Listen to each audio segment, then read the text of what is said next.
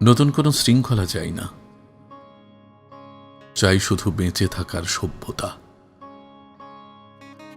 নতুন নিয়ম শিখিও না, মানুষের মতো আচরণ করো।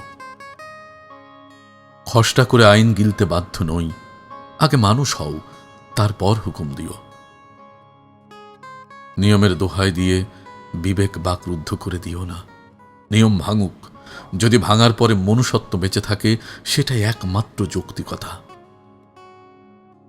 খাতার নিয়ম আমি মানি না, যদি সেই নিয়মে মানুষ কাঁদে। নিয়ম ভাঙলেও যদি মনুষ্যত্ব থাকে সেটাই যথেষ্ট। কাগজের সই দিয়ে মানুষ মাপা যায় না। ফাইলের ধুলোয় ঢাকা পড়ে থাকে হাজারো বিবেক।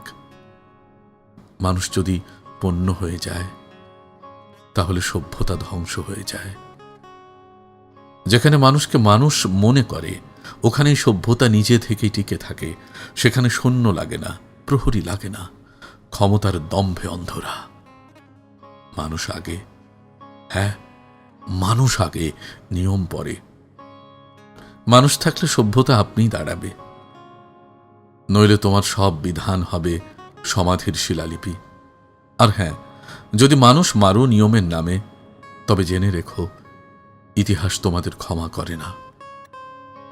তাই শোনো হে শাসক, হে নিয়মের কারিগর, শৃঙ্খলার আগে বিবেচক হও।